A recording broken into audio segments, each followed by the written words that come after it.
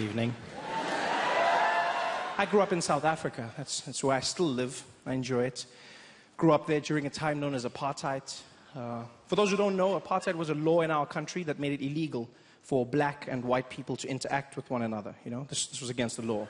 And so this world was awkward for me growing up because I grew up in a mixed family. Well, with me being the mixed one in the family. My mother's a black woman, Xhosa woman, born in South Africa. That's one of the languages with the clicks, Xhosa. So a black woman. And then my father's Swiss. But they didn't care, you know. They were mavericks, fighting the system. My mom was arrested for being with my dad. She would get fined. She would get thrown into prison for the weekend. But still, she'd come back and she's like, woo, I don't care. Woo, can't tell me who to love. I want a white man. Woo! Crazy, my mom. It was crazy, you know. And my dad was also like, well, you know how the Swiss love chocolate. So he was in there, you know.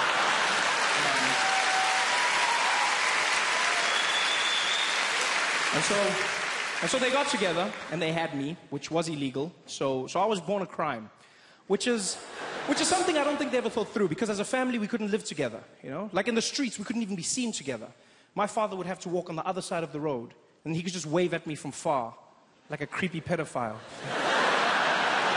Or like a pedophile. I didn't have to say creepy, like a pedophile. Because creepy implies there's some other sort of pedophile. There is none. There's no classy pedophiles. There's no need. No, like, afternoon, ladies, afternoon. No, just browsing. It's so classy. No, he's a pedophile.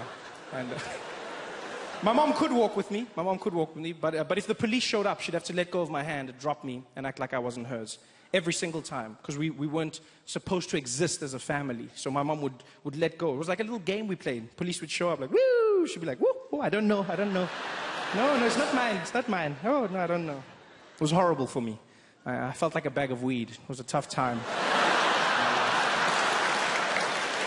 And the downside of being light was that being light, I was different. People mocked me, gave me names like mixed breed, half caste. I hate that term, half. Why half? Why not double?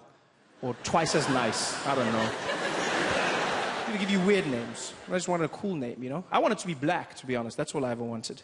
Especially since one day growing up, I met an American. And he was shocked that in South Africa we had all these titles. And he said to me, he said, well, you know, Trevor, if you go out to America, they'll label you as black. And I said, really? He was like, oh, hell yeah. Yeah, buddy, everybody's black out there, yeah.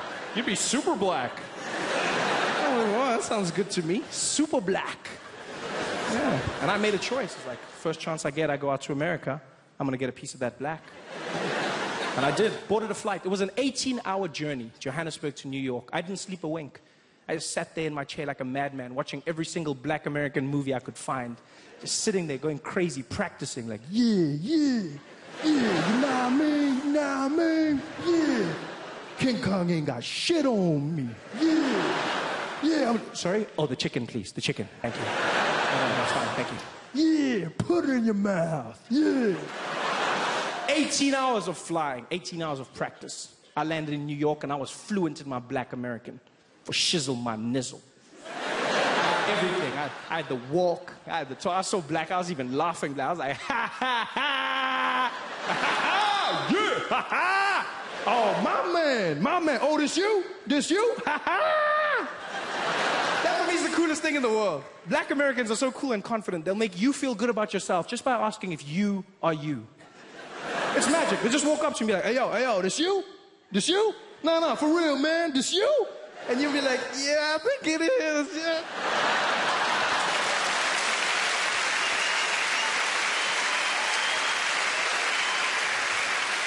And I was that black. I was super black. I was loving it.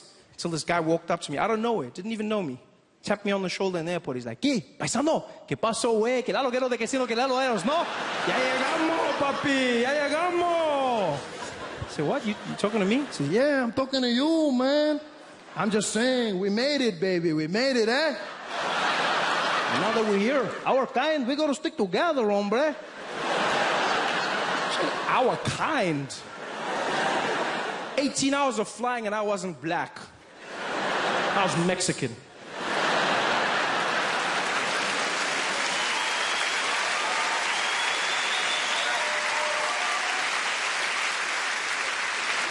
Mexican. So I started learning Spanish. If not, why not? And then I've also started learning German. I learned German to connect with my father. You know, lost contact with him for many years because of apartheid. And so now we're starting to learn each other, which is it's taking time, but we're doing it slowly. I think the language will help me, you know, because I don't think he's proud of me. He loves me, but I haven't earned his pride. I think partly because of my job. As a comedian, I don't rank that high in the world of German anythings. Comes across in the small conversations, you know. Like one day we're having lunch, my dad looks at me and he goes, "So Trevor, what do you do now, eh? You got a job, do you work?" I said, "Yeah, Dad, I'm a comedian, stand-up comedian." He's like, "Ah, yeah, so the clown, eh? Yeah." No, whatever. German's holding me back, you know. I dream of impressing him with his language. I'll get to his house one day, he'll welcome me at the gate, like, "Ah, clown boy!" I'll be like, "Guten Tag, Vater." It's epic, it's got that feeling. So I've started learning. I learn in different ways, you know, to watch German movies, play German speeches on my iPod when I sleep. Your brain remembers things you don't even know. It's beautiful. The only hiccup was, it turned out I downloaded some of Hitler's speeches. It's not like Google warned me, don't judge me. Google wasn't like, "Oh, not those ones." No, it just let me download everything. And so I learned some of his nuances, not his philosophies. It's just, I've been told that when I speak German, sometimes I sound distinctly Hitlerish.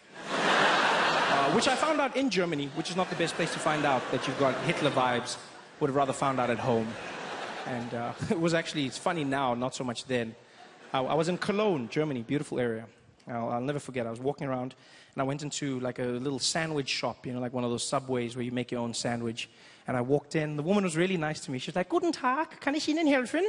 And I looked at her and I thought, confidence, Trevor, confidence. I said, "Guten Tag! Ich will ein kleinen Broten haben, bitte schön. Das schwarze Broten mit der Käse und das Schinken, bitte schön. Und gib für mich auch die Salami und ein Pepsi-Cola trinken, bitte."